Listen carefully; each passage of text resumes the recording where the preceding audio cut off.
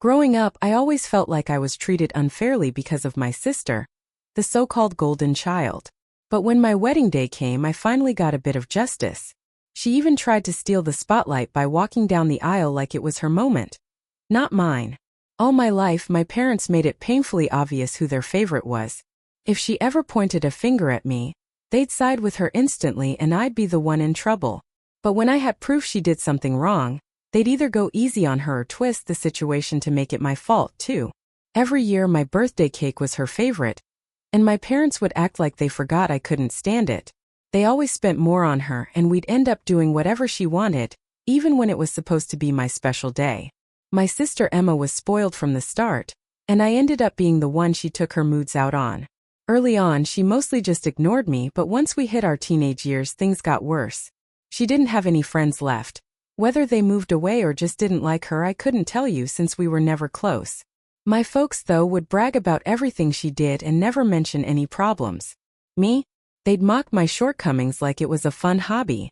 I only realized she had no friends because we went to the same school, and I noticed she was always by herself. On the other hand, I was doing all right socially, and when she picked up on that, she went from occasionally bothering me to trying to ruin things constantly. She even started making up stories about me and my friends. My parents started putting restrictions on me, saying things like, "Your sister says they're bad kids," or, "Why don't you stay home like your sister and enjoy some family time?" The one saving grace was my extended family. Most of them lived nearby, and I got along with my cousins even though some of them were older. At one family event, they invited me to go somewhere. I don't remember what exactly, but I told them I couldn't because I wasn't allowed. When they asked why, I just said plain and simple that I wasn't allowed to have friends because Emma didn't have any. That must have made its way back to the grown-ups, because not long after, my parents got chewed out by other family members. I got grounded for a month and was accused of lying, but things got a little better afterward, so it felt worth it. Eventually, Emma switched schools. I guess having the family know she didn't have any friends embarrassed her too much. She told my parents she wanted to transfer, and they didn't hesitate, even though the new place was farther and cost more. She did manage to make friends at her new school, but she never went back to ignoring me. She discovered how much she could get away with, and she held a grudge over me saying anything to the family. Things didn't get easier for me. Her new friends came over and picked on me, but my parents brushed it off as harmless teasing. I never invited anyone over. My parents weren't welcoming, and my sister had a habit of accusing my friends of stealing, which my folks believed without question. Thankfully, my cousins were still in my corner. My parents never dared treat them the same way they treated me. Then came my first boyfriend. I didn't want to bring him to the house, but my parents insisted. At some point we got separated and he came to find me clearly upset. He told me my sister had come up to him in revealing clothes, batting her eyes and saying awful things about me while trying to make herself look good. He walked away from her and came straight to me. Of course, when Emma told the story, it was flipped. She said he came onto her, but she couldn't betray me like that. My parents, as usual, bought every word she said. My boyfriend wasn't perfect, but I believed him right away. Not necessarily because he earned it, but because I was angry, bitter, and exhausted from all the unfairness. Now, just to give some context before I go on, let's talk about appearances. I hadn't brought it up because it didn't seem important until now. My parents were both on the heavier side and liked to show love through food, snacks, treats, second helpings, you name it. Emma was the same way. I, on the other hand, was always pretty skinny, mainly because my punishments usually included no snacks or sweets. And while I know it's what's inside that counts, my sister's personality matched her spoiled upbringing. Rude and entitled, even back then. Even when Emma tried to flirt, she wasn't any good at it. She never had to work for anything, so charm wasn't something she ever developed. She was used to demanding what she wanted and getting it. On top of that, she didn't exactly look like a movie star. Even though I was an insecure teenager, I never once believed my boyfriend would cheat on me with her. Still, my parents declared that he was a terrible influence and forbid me from seeing him.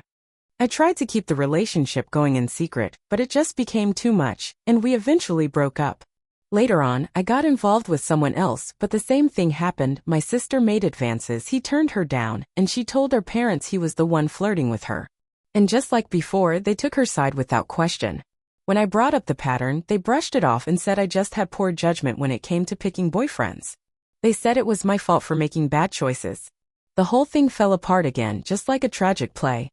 Back then, I wasn't into serious relationships. I was okay with kissing and stuff, but that was about it.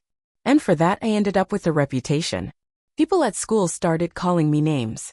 Thankfully, it never reached my sister or my parents. At some point, Emma brought home a boyfriend. My parents acted like he was the best guy in the world. They went on and on about how lucky she was and how I should be more like her, find someone like that. But then he vanished. Suddenly, the story changed and he was the bad guy who tricked her. And just like that, things went back to how they were. She always had more pocket money than me, and her curfews were way more relaxed. She could go out whenever she wanted. If I ever asked about it, I was told it was because she was older. But when I hit the same age, nothing changed.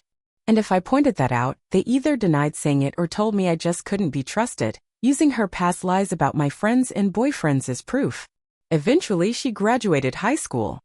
She got into a college, not a great one, and she didn't get a scholarship or anything. I never found out which schools she applied to since nobody ever told me. But I do remember that anytime she got a B, it was treated like she won a prize. I usually brought home good grades, but my parents never celebrated. They just say you always get those, so what's the big deal? Naturally, they went all out to support her, promising to pay for everything. I was just glad she'd be away for a while. Not that it made life any easier. She came home nearly every other weekend, and somehow, things from my room would go missing, or she'd stir up some other drama just to make things harder for me. Meanwhile, I still had strict curfews. Then came the conversation about my own graduation. I was only a year behind her. My mom sat me down and said that since they were already covering Emma's college expenses, there wouldn't be any money left for me. She said it'd be better if I started working right after graduation, and maybe, if things got better after my sister finished college, they'd see if something could be done for me. Oh, and if I planned on living at home, I'd have to start paying my way, covering my own stuff, part of the bills, even rent. I mentioned I could apply for student loans. My mom said that sounded good, except not really. She told me they were being protective and that, because of my history of poor choices, they'd decide if any college I got into was worth the debt. I had no clue how they thought they could stop me from applying for loans, but I didn't question it. They didn't even bring up scholarships. Honestly, they had no clue what my grades were anymore. They never believed in me anyway. I didn't react. I just said okay. That seemed to catch my mom off guard. She kept digging, probably hoping I'd blow up so they'd have an excuse to shut the door on college altogether. But I stayed calm, told her I understood, thanked her for looking out for me, and left it at that. Later, my dad tried to have the same talk and I kept my cool with him, too. Truth is, after a lifetime of being treated like I didn't matter, I'd stopped expecting anything from them, especially when it came to my education. I always knew they'd find a way to keep me from going to college. That whole talk about, maybe later after your sister finishes, I never believed a word of it. I figured they just didn't want to tell me no outright. But I'd been getting ready for college for a long time. I didn't have much of a social life. I wasn't allowed to go out much, and I didn't have many friends. So I buried myself in my books. Studying became the only way I could see myself getting free. And eventually it paid off. I earned a scholarship. It wasn't some fancy Ivy League school or anything like becoming a doctor or lawyer, but it was a solid program at a decent college, and the scholarship covered everything. I knew Emma would throw a fit and try to sabotage it through my parents, so I played it smart. I posted about my scholarship online the same moment I told my parents. I even made myself write a thank you to them in the post so that it looked like they were part of my success. That way, they couldn't shut it down without having to explain it to everyone else. At first, they acted proud and even bragged about me a little. But it didn't take long before Emma got to them. Suddenly, their tone changed. They asked me if I was sure I wanted to go. They even let it slip that Emma wasn't doing great in college, and since she was supposedly smarter than me, I'd probably struggle even more. But I stood firm. They didn't like it, but there wasn't much they could do. College saved me. For the first time, I was happy. I still kept in touch with my parents, came home for holidays and such, but since they never paid for anything, I had a good excuse to skip a lot of visits, blaming it on money. During that time, I kept any man I dated far away from my family. I wasn't about to repeat old mistakes. As for my sister, she dropped out of college. I know she didn't graduate because if she had, my parents would have thrown a parade. She moved back home, didn't pay a dime toward bills or rent, but my parents said it was different in her case. She got a job at the same place as my mom, clearly thanks to my mom pulling some strings. And this was all told to me like it was something to be proud of. Almost done, I promise. Around that time I met my husband. You know how people always say if that had been me I would have said something? Well, Brian is the type who actually does. I've always been the quiet one, the person who just sits there, wishing later I had spoken up or thought of something clever to say. I cry when I get mad. I stew in silence. He's the opposite. If someone crosses a line, he claps back right away. He actually enjoys it. If he doesn't respond immediately, it's not because he let it go, it's because he's planning something 10 times worse.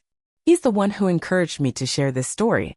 He even joked about posting it on some revenge forum, but decided what we did didn't quite count as nuclear. People were shocked we ended up together, but just because I didn't act like him didn't mean I didn't appreciate someone who could. I love that he could do the things I never could. And he's good to people as long as they're good to him. When we talked about marriage, we both agreed we didn't care much about the ceremony. We wanted to use our money on a dream honeymoon in Europe instead. As for where to get married, we figured my hometown made the most sense. His family was spread out, and mine was mostly still there. We were living fairly close anyway, so we could drive down on weekends to take care of things. Our work schedules were flexible enough to spend some time there when needed. We sent out our engagement announcement and the save-the-date cards a few months in advance. Naturally, my parents demanded to meet my fiancé.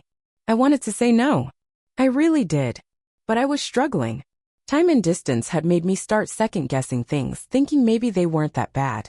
When I told Brian I might let them meet him, but never alone, he looked at me like I had ruined Christmas. Turns out he'd been preparing for this moment. He had bought a high-quality recorder, small enough to fit in his pocket, just in case anything went down. He was excited. He had this whole plan in his head. He imagined my sister would try her usual moves. He'd reject her, say something cutting, and then we'd share the recording with everyone. That was the kind of thing he lived for. So off he went to meet them on his own like he wanted. He came back practically glowing. Babe, you won't believe what they said. We can wreck them. There's so much we can do. I was totally confused. I wanted to hear the recording right away, but he stopped me. He said I needed to let him explain first or else I might take it the wrong way.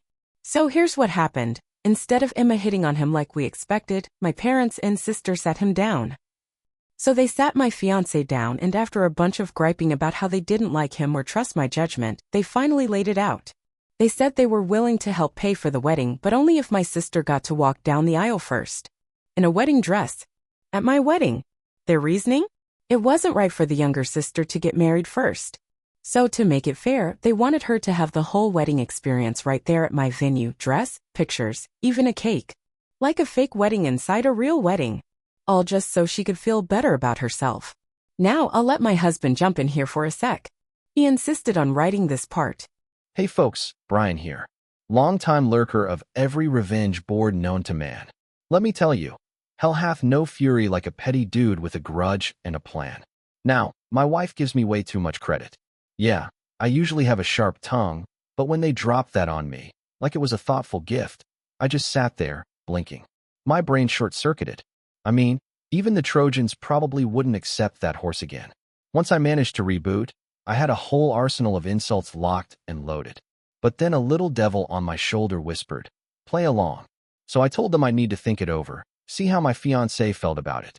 Then I hightailed it out of there before I said something that ruined the whole opportunity. Back to me again. He came home grinning, played me the recording, and told me everything they said. I was stunned. Time and distance had made me forget just how messed up things were. But even I didn't expect them to go this far. Thankfully, Brian's whole revenge is fun attitude kept me from spiraling into self-pity.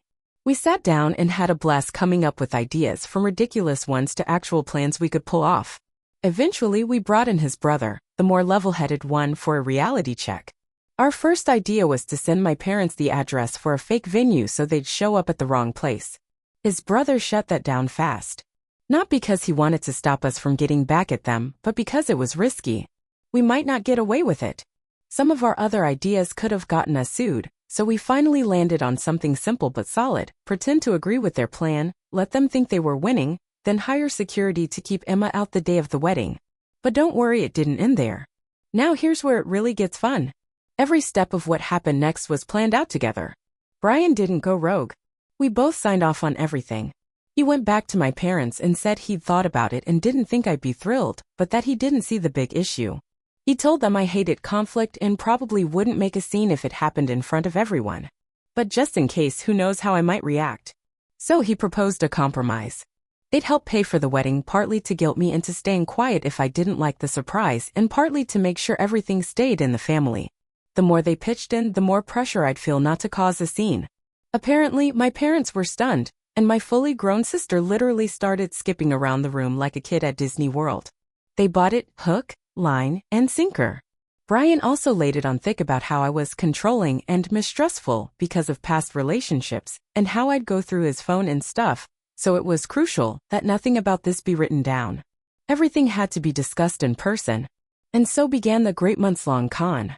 My family thought they were tricking me, while in reality, Brian and I were the ones playing them.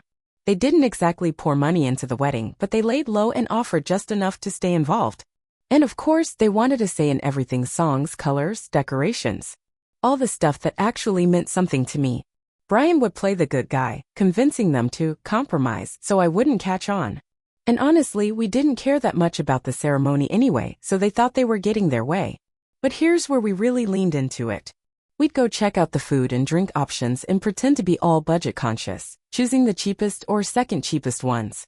Then Brian would take Emma back later to try it out, sigh dramatically, and say something like, "Too bad we can't pick the best.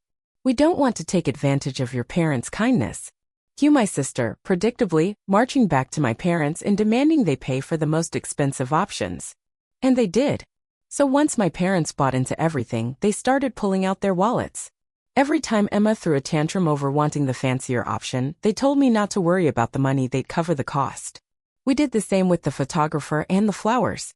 Brian handed Emma a sample bouquet of the flowers we had picked, then sighed and told her I actually wanted some tacky arrangement. You can probably guess what happened next. My parents insisted we go with the tacky flowers and offered to pay for it. They were basically paying to sabotage my own wedding, and they thought they were getting away with it. We hit a small bump when it came to the dress. My mom wanted me to wear this outdated, unflattering thing. I mean, it wasn't hideous, but it sure wasn't for me.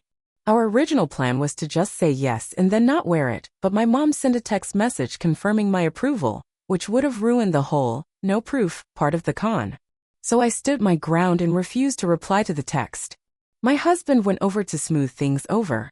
That's when Emma, creative soul that she is, suggested ruining my chosen dress so I'd have no choice but to wear theirs. He pretended to agree. Meanwhile, we kept all communications verbal. Anytime my sister messaged my husband, I responded instead, making it seem like I was this obsessive, jealous nutcase always monitoring his phone. That really helped sell the image Brian had been painting of me to them, neurotic and controlling. They totally bought it, and after that, they never risked sending anything in writing again. Now, I know some folks would be upset about their partner trash-talking them to their family, but honestly, I found it hilarious. I've spent most of my life as a doormat, so being described as some crazy control freak actually felt kind of empowering in a weird way. I told him to keep it up. What can I say? My sense of humor is a little off. Also, yeah, Emma tried to flirt with him. He played along, acted conflicted, just to sell it even more. I think he enjoyed it a little too much. Throughout all this, he pretended to keep them in the loop, except for one small detail. He never told them we'd hired security. The best part? Brian and I had originally planned on a simple courthouse wedding to save money for the honeymoon. But thanks to my parents trying to hijack everything, we ended up with this expensive, over-the-top celebration, and hardly spent a dime. We joked that it was emotional compensation. Honestly, I think my husband enjoyed pulling off this trick more than planning the actual wedding. I mean, who smiles ear to ear about spending every Saturday in traffic just to visit their future in-laws and talk about floral arrangements? He did. And then, the big day finally came. Here was their plan: wait until everyone was seated for the ceremony. Since brides are always fashionably late, they figured Emma could sneak in right before me, walk down the aisle, and by the time I found out, it'd be too late to stop anything. As for the dress, we saved a bit of fabric from my alterations. Brian took that to my parents' house, showed it off like he'd torn up the real thing, and said he had to rush home to calm me down. He told them he'd see them at the wedding. We kept our real security guy hidden at first. Guests and my parents only saw a woman at the front with a guest list. Then, once they were settled in, we brought out our secret weapon, a serious-looking guy who could have been a bouncer for a rock band. We told him not to let my sister in under any circumstances and promised him a nice tip for keeping quiet. Then it happened. My parents got a text. Emma was less than 5 minutes away. My dad gave the signal to start the ceremony. My bridesmaids had been prepped. If he gave the cue, they'd start without asking me. So they lined up. My dad moved into position at the venue entrance, waiting to walk me down the aisle. Meanwhile, one of our friends, not in the wedding party but fully in on the plan, texted me. Just a heads up to keep things looking normal in case anyone got suspicious. She was just as excited for the drama as Brian was and didn't mind sitting out the ceremony to help. Then, the music started. The doors opened. And I walked out. My dad turned and looked completely stunned. He glanced behind me, trying to see if Emma was coming, but from where we were he couldn't see the front entrance. Then his phone rang. I caught a glimpse of the caller ID, Emma. He mumbled something about something coming up and walked away mid-aisle, leaving me standing there alone. People gasped. The whole room buzzed with confusion. Our friend, playing her part perfectly, shouted, "What happened?" I wiped a real tear from my cheek and said, "He told me it wasn't supposed to be me walking down the aisle." We'd planned that line just in case my dad bailed. The goal was to make him look like the bad guy. And even though I was acting, those tears? 100% real. It still hurt. He really did walk out on me at my wedding. Right after my dad walked out and I dropped that tearful line about how it wasn't supposed to be me, our friend, the one in on the plan, shouted, "What did he mean it shouldn't be you?" Nice and loud, so the whole room could hear it and the gossip could start immediately. Then she said she'd go check and ran out. That was part of the plan too. She was supposed to cause just enough chaos outside to keep my dad from coming back and stopping the ceremony. Worked like a charm. Eventually, my mom followed him out. At that point, Brian's dad, who we had warned ahead of time, rushed up to take my arm and walk me down the aisle. The man was sprinting. Honestly, it made me smile. As we walked, people were whispering, confused, some even heading outside to check what was going on. But when I finally got to my husband, everything felt right again. He gave me this look and joked that my sad face was so convincing I deserved an Oscar. Then he leaned in and promised me he'd handle my parents. We got married without a hitch after that. No more drama. My parents never came back. But I did notice a lot of guests slipping in and out during the reception. No one told me what was happening. At one point, someone whispered something to Brian and he left the room, came back with a face like thunder, then leaned over and whispered, "I need to hide before I break character," and start laughing. So yeah, it worked. Later, I got the full recap from our friends, family, the security guy, and Brian. Turns out my sister showed up in a wedding dress. Yes, really. The security guard we'd hired, who we tipped very well, refused to let her in. Told her there was already a bride at the venue, so she must be in the wrong place. My dad tried to throw his weight around, saying he'd never seen that security guy before, so he couldn't possibly be legit. The guard calmly said he'd be happy to call the police and report a trespasser since he was hired by the couple. That stopped Dad in his tracks. He realized he wasn't going to win that one, so he started shouting that his daughter, my sister, had to be let in. That's when our friend swooped in again, totally planned, shouting back, insulting Emma, demanding answers, just keeping the fire burning. My mom showed up, then more guests wandered out to see what the heck was going on. By then, the plan was cooked. All my parents could do was damage control. But that didn't work either. People were horrified. They couldn't believe my family had tried to pull something like that. Some started yelling. Some were just staring in shock. Naturally, my parents tried to flip it and blame Brian, saying it had all been his idea. So he was called over. And let me tell you, he put on his best, shocked and confused face. Denied everything. Even quoted the internet with a straight face, gaslight, gatekeep, girl boss. LOL. They insisted he agreed to it, and he kept asking, "Okay, then where's the proof?" But they didn't have any. All their messages were about harmless stuff like cake flavors and seating charts. Emma was apparently scream-crying. Not crying, scream-crying. She even sat on the ground kicking her feet like a toddler. Meanwhile, my dad looked like he wanted to punch my husband, but people stepped in before it got physical. Then came their excuse. They said they had no proof because Brian told them not to text. He just smiled and said, "Wow. How convenient, huh?" He looked them dead in the eye and asked, "Why would I ever agree to something so messed up?" Then he ripped into them. called them terrible parents, told them they weren't going to ruin his wedding with their lies and stunts, and walked back inside. Nobody believed them. The venue wouldn't give me the security footage, something about policy, but luckily, guests filmed parts of it on their phones. Watching the videos later was honestly better than cake. After years of getting blamed for stuff and not being believed, seeing my parents and sister get dragged publicly felt like the best gift I could have gotten. My mom was crying. My dad was changing colors like a traffic light. Emma was still on the floor throwing a tantrum. They kept repeating that Brian was in on it, but people kept asking the obvious questions. Why would he agree to that? Why didn't they have proof? And why on earth did they want my sister to walk down the aisle at my wedding? No good answers. Just whining and finger-pointing. Eventually, they were told to leave. My dad had to physically drag Emma up off the floor because she refused to stand. No one said a word to me about any of it that night. Just danced, smiled, and let me enjoy the evening. Which honestly was the best revenge of all. I think folks were trying to spare my feelings after all that mess. Maybe it was because for once I wasn't just another guest, I was the bride. But whatever the reason, people really went out of their way to be extra nice, cheerful, and excited about everything. Brian says all the expensive food and drinks we served helped a lot too. He's probably right, lol. We had a great time. He managed to keep that fake angry face for only a little while before cracking a smile again. After the party, we went back to the hotel to get some sleep before heading out on our honeymoon. Oh, and speaking of which, my parents actually offered to pay for our plane tickets. We said no. Figured they might try something like canceling them out of spite. Better safe than stranded. Since then, all three of them, my parents and sister, have tried to contact me. But my husband had the smart idea that we keep everything documented, so I've been ignoring calls and only responding to messages if needed. Good thing too. Emma finally sent me a message. I won't repeat the whole thing because honestly it was just unhinged and didn't even make sense half the time. But the main point was she blamed me for her public meltdown. She called Brian a two-faced snake who fooled them for months. He actually wants to print that out and frame it on the wall, lol. Then she said she knew I'd get cheated on and even hinted that he was cheating on me with her. Yep. That actually happened.